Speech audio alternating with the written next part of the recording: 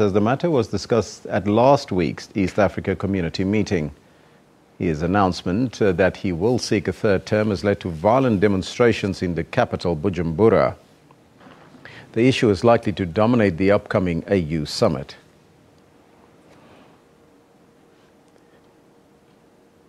Now, for more analysis on the issue of Burundi, we are now joined from our Pretoria studios by analyst Dr. Dirk Kotze.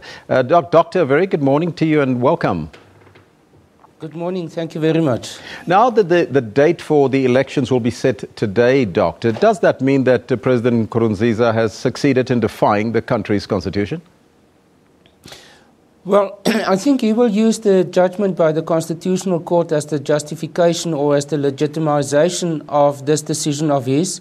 We know the argument is that he says that the first term was he wasn't elected directly by the voters but appointed by Parliament, and therefore, in effect, in terms of his interpretation, it is only the second interpretation, and he was backed up by the Constitutional Court, although we know that the court was under tremendous pressure, political pressure, but still, this is the formal situation at the moment. Now, Burundians are still continuing to protest against Nkurunziza's bid for that third term, but he argues that he can still stand. Can you explain this logic for us? Well, as I indicated, that the Burundian constitution is saying that, determining that the president can stand for 2 terms, as many other African constitutions now. But that the first one in 2005, as the first president after the transition period, the power sharing period, that in his mind does not count because he was not appointed in a normal election, directly elected as president. But it was as part of the outcome of the transitional process. And that creates this uncertainty. But I think the worldview in general, and also it looks like a substantial number of members or voters from Burundi does not believe this argument, and they feel that it is effectively a third term that he is calling for. Now, Nkurunziza's bid for a third term was justified by the Constitutional Court. Do you perhaps think that that was maybe biased, or they were just, as you indicated earlier, under tremendous pressure?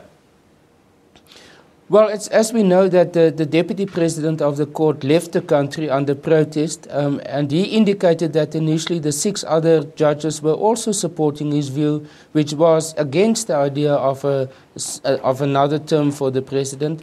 But according to his version, that because of the tremendous political pressure, the fact that so many people, Burundians, were leaving the country, so there was a heightened political crisis in the country, that they saw no other option than to give their judgment in favor of the president. So there's certainly some serious questions about whether it was really a free, independent judgment by the court. Mm-hmm. Now, if indeed Dr. Nkurunziza gets his third term in office, what effect will it have on the continent's efforts of promoting constitutionality and democracy on the continent? Yes, it will certainly be a setback. We've seen last year in Burkina Faso where there was a public outcry against it and prevented the president from taking up a third term. Earlier on in Niger, there was actually a military coup, which was regarded as a sort of a positive coup, not a negative coup, in order to prevent also the president from taking up a third term. And we know that there's some elections in the pipeline, a presidential election in Rwanda, a presidential election in the DRC. Uganda's President Museveni is also in a similar situation. So if the third term is accepted now as a standard in that region, it can become the go-ahead for these others to claim the same, which means that it will politically and constitutionally destabilize the situation quite substantially. Now, are you perhaps of the opinion, Doctor, that the upcoming elections that will be set today, will be free and fair, looking at the situation currently in Burundi? No, I don't think so. If we look at the current situation as well as the opinion of, first of all, how many people have left the country, so it is not that all the voters will be there who can cast their votes, but also that the general opinion, world opinion, is very much against it, so as well as the public opinion. So I think it's going to be a highly problematic election if it continues. Looking at the AU, the African Union has been accused of being soft on Nkurunziza. Is there anything else that they perhaps could do to make sure that he respects the country's constitution? They couldn't even sway him not to stand for the third term.